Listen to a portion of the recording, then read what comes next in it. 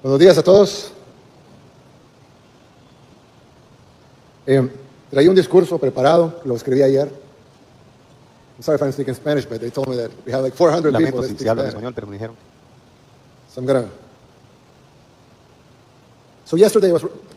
Ayer estaba escribiendo el discurso y pues traía algo listo aquí, pero los congresistas me pidieron que hablara un poco sobre lo que hablamos ayer, en una reunión en donde estuvieron ellos, pero no estuvieron la mayoría de los que están acá ahorita, y creo que pues, tienen razón en decir que sería interesante hablar un poco de eso. Yo les decía que yo siempre he sido creyente toda mi vida, pero en algún momento tuve dudas, digamos, de mi fe. Entiendo que la mayoría de los que están acá, pues no las han tenido. Y es una gran bendición no haberlas tenido. Pero algunos de nosotros somos menos bendecidos y hemos tenido un poco de duda. Y pues ya no las tengo en lo absoluto, por varias razones, principalmente por la gracia de Dios. Pero una de las razones, la segunda o la tercera razón más importante, es porque nosotros hemos experimentado un milagro aquí. Y no lo digo de una manera liviana, lo digo con pruebas. Yo les decía que los que hemos dudado de nuestra fe, le hemos pedido pruebas a Dios, lo cual es una arrogancia, porque nosotros no somos nadie para pedirle a Dios que nos pruebe su existencia. Somos nosotros los que necesitamos de Él. Pero, como alguien que tuvo dudas, cometí el error, digamos, de pedirle pruebas a Dios. Y mi prueba personal llegó antes, pero luego vino una prueba a nivel nacional, que creo que hay que dar el testimonio. Ya lo he dado otras veces en público, pero creo que hay que darlo cuando se puede y darle la gloria a Dios por las cosas que pasan. Como todos ustedes saben, El Salvador es un país que ha sufrido mucho. Tuvimos dos guerras, la guerra civil en los 80s y luego la guerra que vino después, que fue más sangrienta aún que la misma guerra civil, que fue la guerra de las pandillas, la dictadura de las pandillas, como yo le llamo. Ellos no solo asesinaron más salvadoreños que los que murieron en la guerra, sino que además tenían secuestrado nuestro país. Ellos eran el verdadero gobierno de este país. Ellos ponían toque de queda, controlaban quién podía ir de un lugar a otro lugar, ponían impuestos. El 80% de los negocios pagaban impuestos, más de los porcentajes que paga ahora. Y el que no pagaba los impuestos era asesinado por no pagarlos. Además, cuando la gente ve las cifras y ve la cifra de homicidios, que es altísima, tan alta que era la más alta de todo el mundo. Pero además de eso, hubo mucha gente que sufrió otras cosas fuera de los homicidios. Yo contaba el ejemplo de una señora una adulta mayor, que su nieto le cortó las manos, porque las pandillas le exigían que pagara la extorsión o el impuesto que habían puesto ellos. Ella no lo pagó y entonces el nieto le cortó las manos para irse a entregar esas manos a las pandillas. La señora aún vive y trabaja haciendo barras de chocolate, pero ella es un testimonio vivo de lo que las pandillas hacían en este país. En este país había una dictadura, la dictadura de las pandillas, la dictadura del crimen, y la gente sufría esa dictadura, que además era cruel, tanto que llegaba a cortarle las manos a sus ciudadanos. Y ese fue uno de cientos de miles de casos. Los salvadoreños, la mayoría de salvadoreños, a excepción de los que tal vez son demasiado jóvenes, 10 años, 5 años, pero los 95% de los salvadoreños se acuerdan de esto perfectamente. Y no hay ningún salvadoreño en ningún espectro político que lo pueda negar.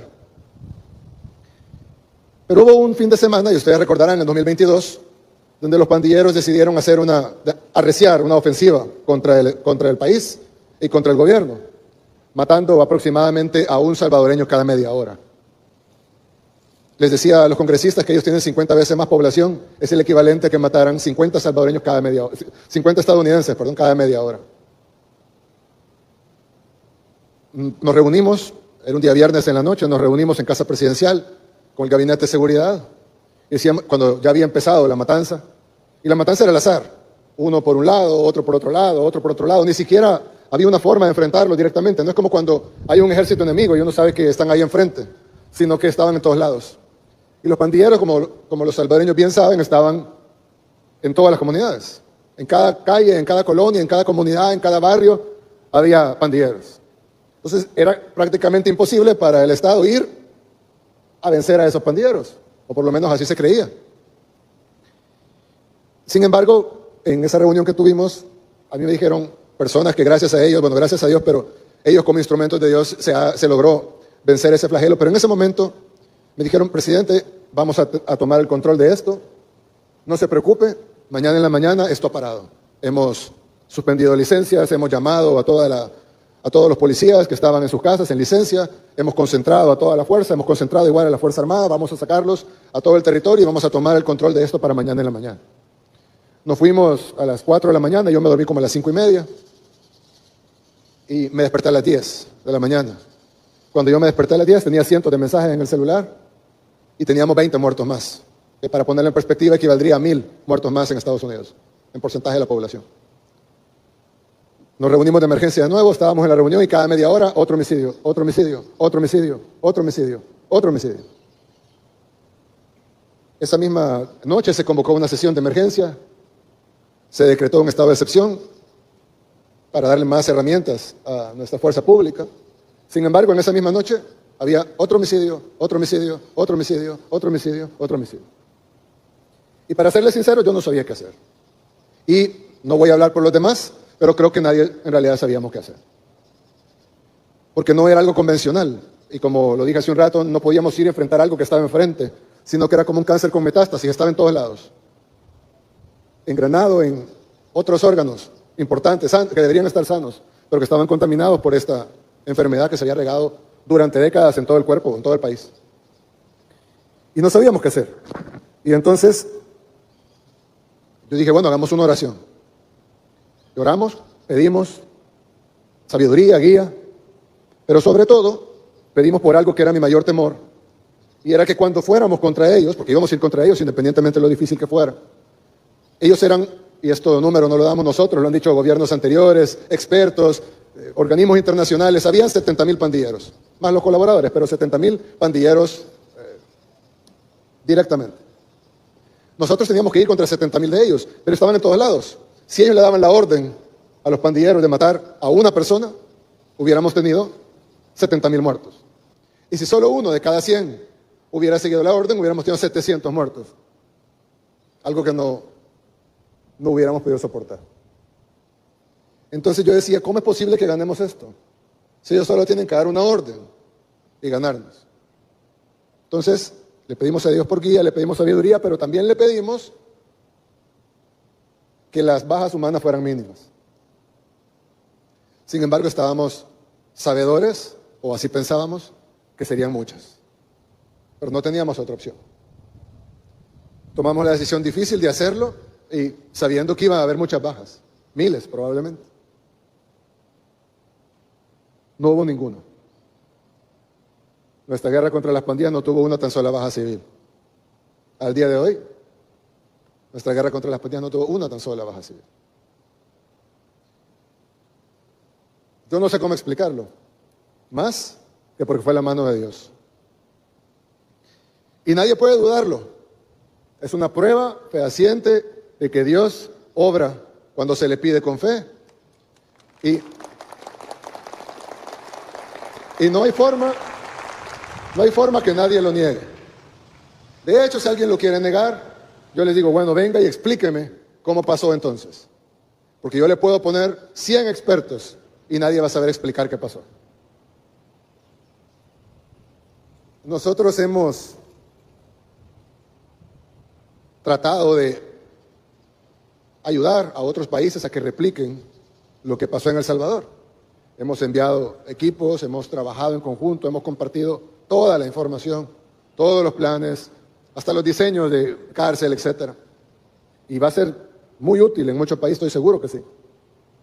Pero hasta ahora ningún país ha logrado replicarlo. Y creo que la razón es porque se debe incluir como pilar fundamental la oración y pedirle a Dios que guíe el plan. De hecho, nosotros cada vez que decíamos algo, yo ponía, siempre que publicaba algo en redes sociales, ponía, Dios guía nuestro plan. Pero yo lo decía en forma de una petición. En español, Dios guía nuestro plan significa, Dios, por favor, guía nuestro plan. Claro, yo me refería a una petición. Pero luego de varios meses, yo veía que el director de la policía, un hombre que ya partió, pero es un hombre que fue uno de los más grandes instrumentos de Dios en esta guerra contra las pandillas, él siempre ponía lo mismo: Dios guía nuestro plan. Yo pensaba que estaba poniendo lo mismo que yo. Hasta un día que en una reunión me dijo: no se preocupe, presidente, Dios guía nuestro plan. Yo siempre pongo eso. Yo le dije: no, es Dios guía nuestro plan. Y él me dice: no, es que Dios está guiando nuestro plan. Entonces yo entendí que lo ponía, eran las mismas palabras, pero la forma en la que lo ponía él era diferente de la forma en la que lo ponía yo. Yo hacía una petición a Dios, él estaba seguro que ya estaba pasando. Las dos son buenas, creo, pero él tenía razón.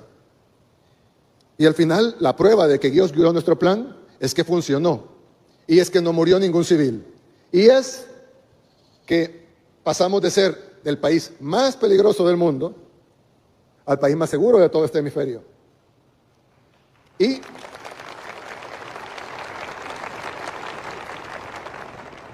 les decía yo,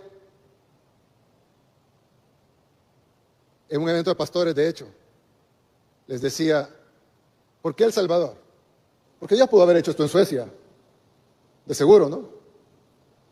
Tienen un gran problema de crimen allá en Suecia. Atentados de bombas, más de 100 en el año. Pero arreglar Suecia no suena tanto al gran milagro. Suena como que se puede hacer, ¿no? Pero arreglar El Salvador, que tenía el doble de la tasa de homicidios que tiene Haití el día de hoy. Cuando pensamos en Haití, pensamos en un país en donde no se puede vivir. No, pobrecitos los haitianos, ellos no pueden, ¿cómo hacen para vivir en ese país? Pues El Salvador tenía el doble de la tasa de homicidios que tiene Haití ahora. O sea, nosotros vivíamos en 2 veces el infierno que viven en Haití ahora. El doble. Si alguien piensa que es imposible vivir en Haití, multiplique por 2 la dificultad de vivir en El Salvador en ese tiempo. Transformar eso, el país más peligroso del mundo, en lo que es hoy, es el milagro más claro.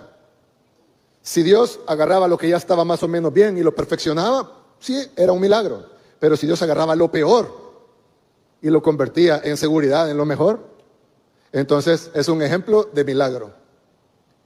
Sin ninguna duda. Y con pruebas.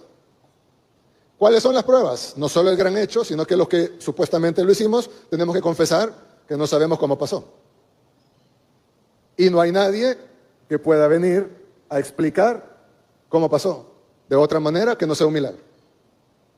Y nosotros vimos cómo cambió del día a la noche después de nuestra oración. Pararon los homicidios. Y no pararon solo ese día, pararon para siempre. Y a veces pienso, ¿por qué Dios nos dio ese regalo? ¿Por qué Dios nos dio ese milagro? En parte creo que es porque lo que dije, ¿no? Cambiar el peor al mejor.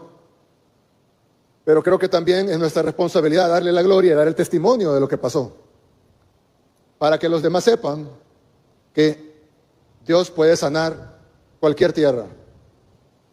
Solo hay que pedirle con fe. Lo dice la Biblia ya escrita hace mucho tiempo, no es necesario que yo se lo diga. Pero si Dios obró acá, pues es mi responsabilidad decirlo también y darle la gloria a Él.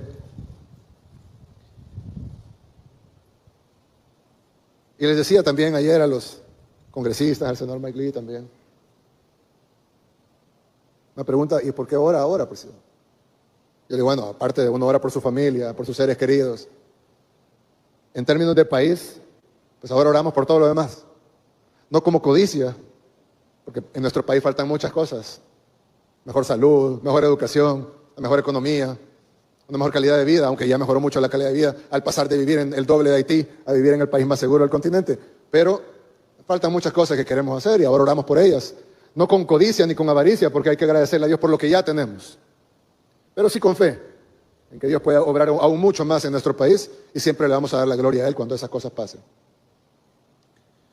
Pero Dios sabe los tiempos y los tiempos de Dios son perfectos. Por último, creo que este desayuno nacional de la oración, que es el primero aquí, pero ya han hecho muchísimos en Estados Unidos y en otros países, nos da un gran ejemplo de cómo las diferencias políticas se pueden hacer a un lado por algo que es mucho más importante, que es la relación de todos nosotros con nuestro Creador. Y nosotros somos un país muy pequeñito, el más pequeño del continente también, pero nos llamamos El Salvador. en honor al Salvador del mundo.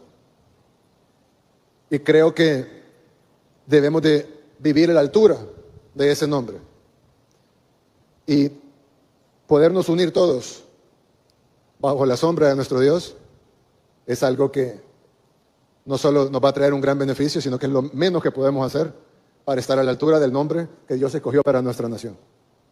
Así que gracias por traernos esa inspiración a nosotros. Vamos a continuarla, por supuesto, con el apoyo de ustedes. Y vamos a darle siempre la gloria a Dios y pedirle siempre que saque adelante a nuestro país. Así que muchas gracias a todos. Que Dios bendiga aquí a todos los invitados, a sus corazones, a sus familias. Que Dios nos dé sabiduría, discernimiento, guía, paciencia.